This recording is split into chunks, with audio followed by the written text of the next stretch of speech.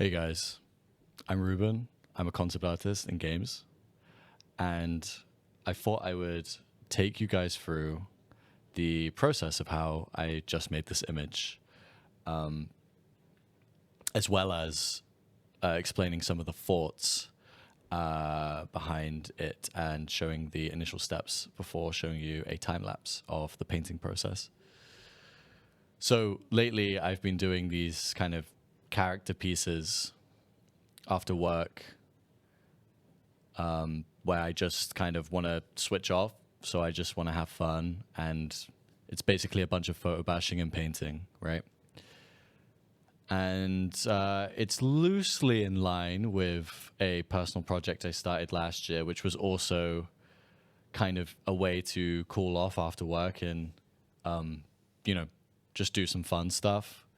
This series is about this protagonist here, who you can see has these crowns, and she's the Kingslayer, right?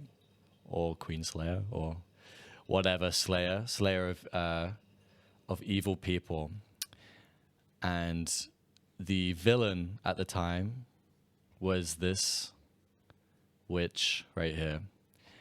And again, like for me, this was a way to switch off after work. Like what I do at work is very environment based, very 3D based.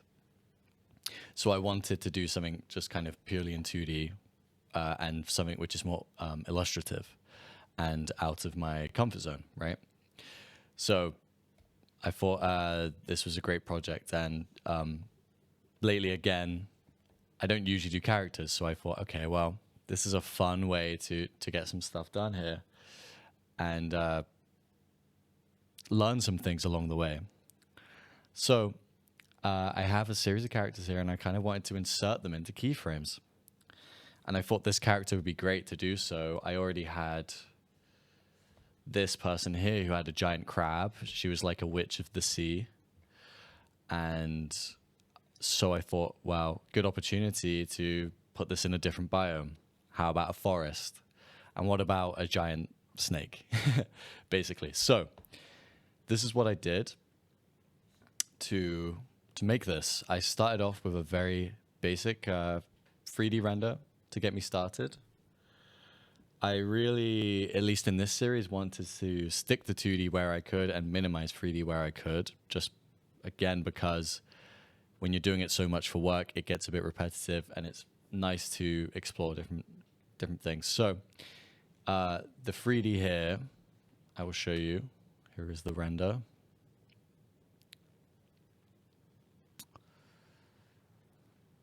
Here's the render we have. And as you can see, it's very basic.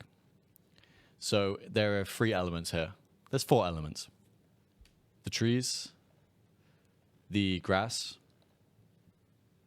the water, and the character. So let's go through one thing at a time on just quickly how I put this together, and then we can move to the time lapse of the painting. So the grass came from my friend, Per.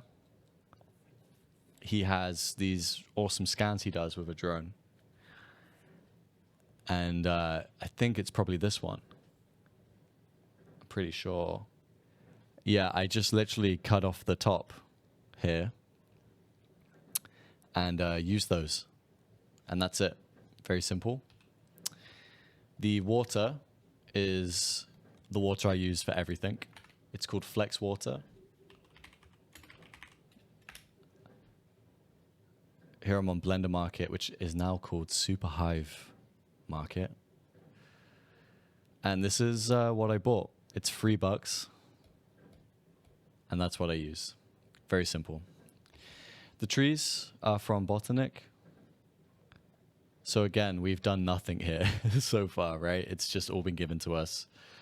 So these trees are from the Botanic add-on. Very simple. The character I had already made in 2D. So all you need to do is project this image onto a loose blockout in Blender, which is very simple. To quickly show how you would do that, you get your shape however you want to get your shape. like so. Let's do something really jank here. Okay, this is our character.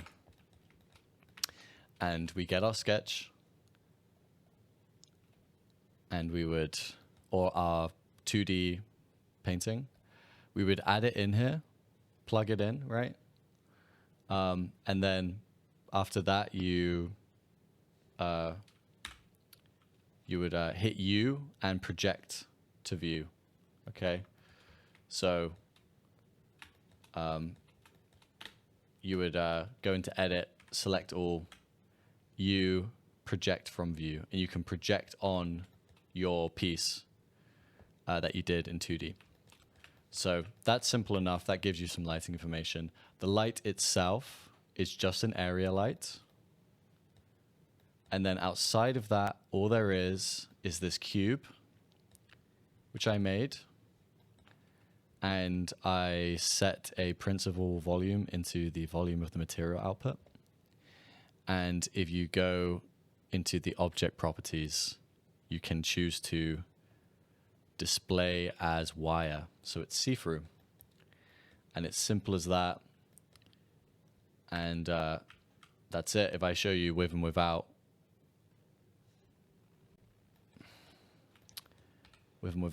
there we go. That's with volume, that's without volume. It's a very simple scene. So after that, I have my render, like so. And I just went around the park near me and took a bunch of pictures on a walk.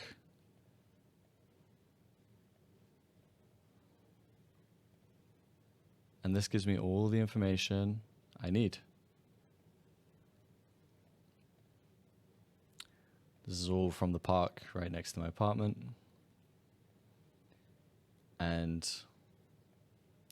it's as simple as that. So yeah, let's have a look at the time lapse.